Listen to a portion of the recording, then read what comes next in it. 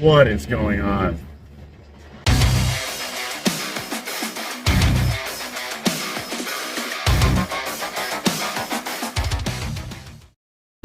So I got a theory that the Large Hadron Collider, CERN, bounced us into an alternate universe. And now we are in some kind of clown world where everything is just slightly different. And the world has lost its mind. Let me tell you. So, did you guys hear about this? What is it? Glendale, California. There was a protest. Parents went down to protest the transparency of the sexual education that they're teaching their young, very young children. Now, I've got an 8 and 11-year-old, and I'm going to tell you right now, kids at that age do not understand the concept of sex. They just don't. You can say the words and you can explain it to them, but there's no physiological connection going on. That doesn't happen until they start going through puberty. So, you can pretty much convince a child of anything because they don't have the proper context. That is called indoctrination and brainwashing. Parents are down there, they're protesting, they're teaching these kids sexually explicit stuff, and rightfully so.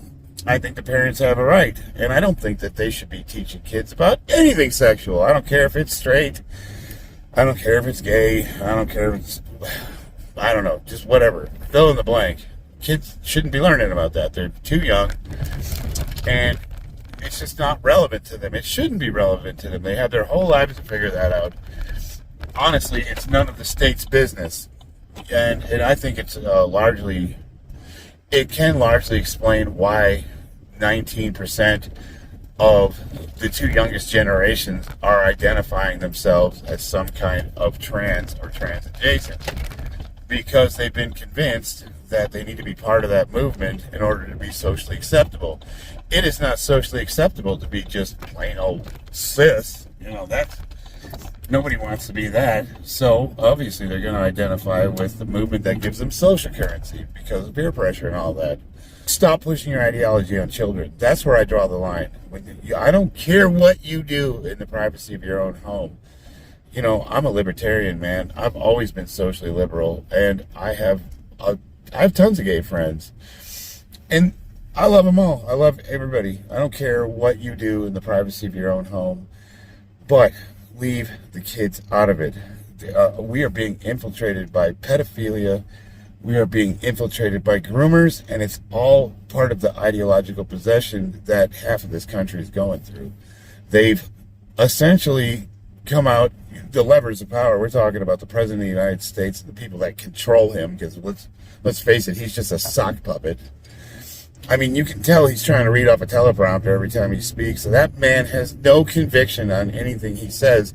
And I know this to be true because he's been a lifelong politician, and they have him on record stating tons of stuff to the contrary. He was against, oh man. I wish the people that think that Biden is on their side would just go back and watch some of the stuff that he attached himself to. And you would see that he openly expressed complete disdain for the LGBT movement for most of his career. And it's just, he's a populist. So of course he's going to attach himself to anything. Populists do what populists do. I just can't believe that people don't understand that they're being pandered to. So, what is really going on? In Glendale, California, they have this rally against teachers, and Antifa shows up. They get in a fight, and of course the media spins it as the parents are the terrorists and they're attacking these poor innocent Antifa. Half the articles are siding with Antifa. These guys are down there with masks, helmets, armor, rudimentary armor. They look like they robbed a skate store and put football pads on, and they're fighting down there. And it's kind of comical because most of them are getting their ass beat by anybody that's got even the most modest amount of physical ability. Like, these guys couldn't fight their way out of a wet paper bag, but there's enough of them, and they use dirty tactics. So they're danger in numbers for sure. So the funny thing about it to me, just me watching and trying to discern for myself what's really going on, I don't believe that any of these Antifa people even have kids that are in school. So why are they down there? What tipped them off to this? This was a setup. It was an obvious setup, and they wanted this clash to happen so that they could show normal parents who want control over what their kids are being taught to look like, like the extremists. And that's what they try to do. They try to label conservatives or people that adhere to anything that's considered conservative value as the extremists who are openly bigoted against, the LGBT movement. That's what it is. Dude, the pendulum has swung way too far, and what the LGBT movement doesn't understand is they are being used. Intersectionalism, look it up. Just look up the acronym. If you look up the entire LGBTQ plus X divided by Y over 30 plus acronym, each one of those letters represents an intersection between gay, bisexual, lesbian, people of color, allies. The A is for allies, so that's anybody who isn't part of that movement but associates themselves with it, can identify as part of the oppressed group. So essentially that whole acronym covers all of your victims. And the oppressors, classic Marxism, that's us good old-fashioned cis heteronormative traditional values types, and we're just trying to hold everybody back. I wish I could get in on some of that oppression, because they, if that's what oppression looks like, sign me the hell up. It seems like all I would have to do is put a dress on, and I could probably be a millionaire tomorrow if I put myself in the right circumstances. That doesn't look like oppression. What are you going to say? Oh, they're calling me names. You poor thing. You poor thing. They're calling you names. They don't agree with everything you say. You're so oppressed. Oh my God. How do you live with it? How do you live with the lavish attention of social media and the millions of followers, and all you had to do was essentially dress like a Barbie doll? Oh my God. I'm just so sick of this nonsense. Back in the day when I was growing up, we had trannies. There was, I don't know, there was actually a significant amount of men who, in their private time, their private lives, would dress in women's clothing. And I forgot what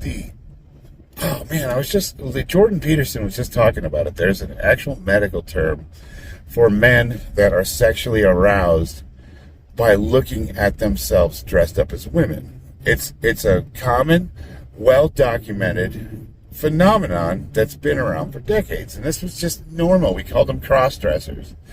In the privacy of their own homes, they'd put their wives' clothes on and walk around in high heels, and we'd make fun of them and whatever. That's their thing.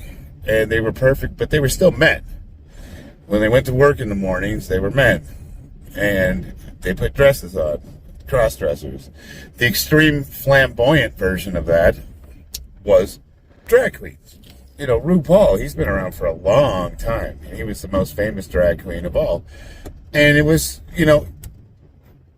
understood that even RuPaul was still a dude who wore a dress. And he wore it well. And he was probably the closest thing to passing as a beautiful woman as any man in a dress I've ever seen could be. But even with all of the things that he put himself through, there was never at any point confusion that he was a man in a dress. Like, when I say as close to passing as a person could be, that's the best that they got. And he still looked like a dude in a dress. And he was kind of like, oh, who is it? Boy George, remember him? He had that whole, they were kind of an offshoot. And it was considered edgy. Even Madonna was part of that. And it was, it was fun, and they did their thing, and, they were considered like the outcasts of society, and, normal men would make fun of them. But for the most part, it was harmless. Was that an oppressed group? I don't know. I mean, they were all on TV, they were all rich and famous, and they were all millionaires. So if that's what oppression looks like, again, sign me the hell up. Well, now things have changed, and they're, drag queens. What? You parents, stop it. Okay. When I first heard about Drag Queen Story Hour, I thought, that's weird. But it seemed like it was kind of harmless. So a drag queen would go read books to kids. And all the videos I saw was exactly that. It was men in dresses, dressed very flamboyantly, in garments that no normal woman would ever wear, let alone a man. And they were like clowns. That's what they looked like. They looked like clowns, and the kids were having fun, and he would actually read books to them, and that's all it was. And I had a problem with it, but I couldn't quite figure out why. Because it seemed, for the most part, pretty harmless. If all they're doing is reading books to them, and they're not doing anything out of line, fine. It's no different than a clown at a birthday party at that point. But then something happened where the right pushed against it, and the more the right pushed, the more extreme the left got with it. And then they got behind the movement, and then they tacked it onto the intersection and slapped them in there with the acronym and made them part of the parade. And then it started to become sexual and deviant.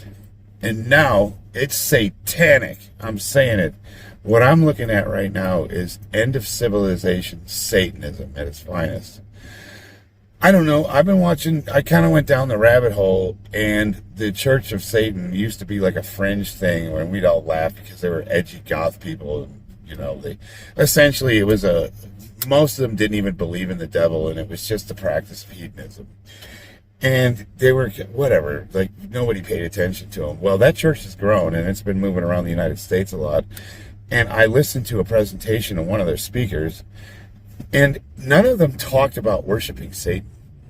The devil never got brought up. You know what got brought up as their religion?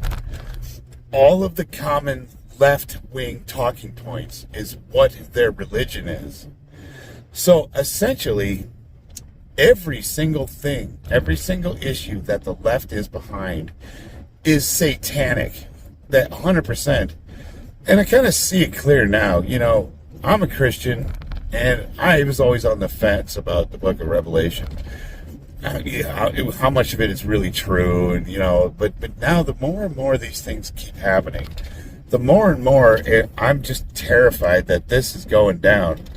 But I have to remind myself that if I am truly a Christian, and I am truly a man of faith, and I truly believe that Jesus died on the cross for our sins, and if I truly have my faith in him, then instead of being afraid of everything that's happening, I should be accepting of it, because as it's written, as it is done, and these things have to come to pass.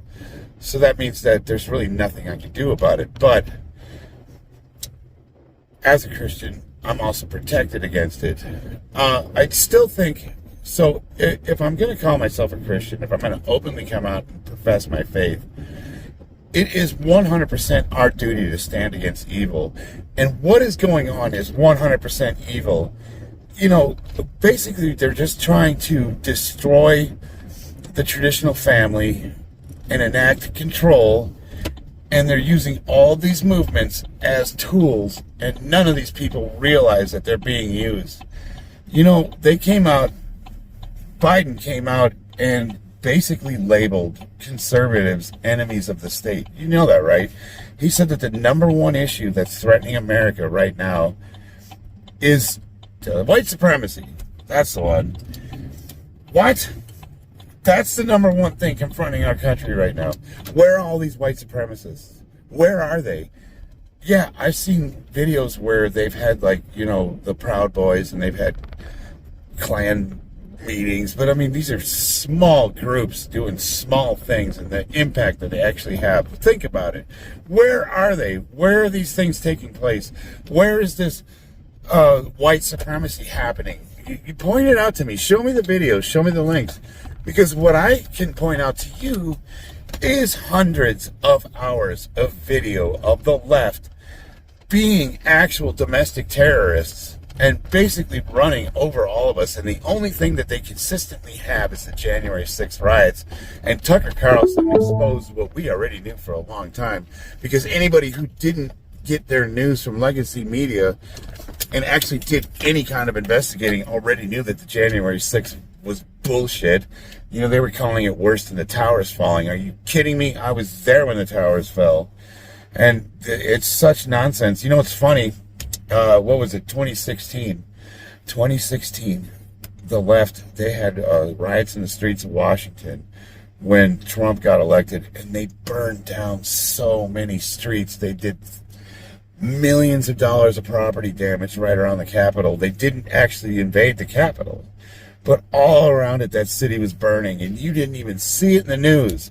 They did so much damage, and nobody even brings it up. And yet we had guys that were escorted into the building and practically led to the chambers where that guy's, you know, what did he sit in Pelosi's chair? And they're acting like that was, you know, an act of terrorism on the level of, like, you know, they literally had the audacity to compare it to both the towers falling and Pearl Harbor. Are you kidding me? That is shitting on the graves of so many veterans that actually died for our rights. You know, now I don't know what the military is being. The service members are serving this country, and they're doing so under the belief that what they're fighting for is the preservation of our way of life and freedom. But what they're actually being used for is basically a tool to further the agenda of the globalists that are running everything, and we're basically mercenaries. And it's unfortunate because the men and women, you know, that I was proud to serve next to, they're good people and their heart's in the right place. But it's not an organization that I don't know. I don't want to come out and say that, because being a Marine is part of who I am, and I cherish that. But I can no longer say that our military is the good guys. You know, we're just not. We have great people, great equipment, great training, and we would probably run over anyone that tried to face us. But is the mission pure? I can't say that it is. I will say that we haven't gotten to the point where the top of the command would be willing to turn over our armed forces on us. They would be willing to, but the field commanders and below, those are all still mostly conservative America, freedom-loving individualists, and they would refuse those orders. But the more and more time that goes by, the more and more we're being infiltrated by these order followers, and the order followers are the same people who put Jewish people on cattle cars and sent them to their deaths at Auschwitz. You know, those are order followers. Those are people that will just do anything you tell them to, and that is evil. And we have to confront this evil. We really do. Time is growing short, and we need to stand up. I've canceled Disney. I will no longer shop at Target. I never did buy Bud Light, but you'll never see an Anheuser product in my house again. I am no longer going to give my money to organizations that hate me and my way of life. I'm done with it. And you know, my wife, we got kids, and those kids spend time at our friends' houses, and they still have Disney and things of that nature. And we ask them, like, well, why are you giving these people your money? And the answer is, it's like, well, it's good entertainment for the kids, and I don't want to take that away from them. You have to stand against people that hate you and your way of life. And the excuse that it's easy entertainment and the kids like it, that's bullshit. That they're being indoctrinated, and they're teaching our kids things that we don't value. So you need to stop it. Stop brainwashing your kids with apathy. You don't want to do the hard thing and participate and take the time and teach them things of value. It's easier to just shove them in front of the TV and let them watch cartoons. And those cartoons are indoctrinating them, and I'm not gonna allow it anymore. Not in my house. We don't have TikTok on our phones. I'm not going to have apps that spy on us and give our data to China. I'm done shopping at places that are part of the ideological possession. I'm done with it. I'm standing against it, and I'm saying no. I'm going to confront this evil anytime it crops up, and I'm going to speak against it. And I hope you guys start doing the same thing. Because once we actually start standing up for our values, they're going to find out what 52 to 60% of this country really looks like.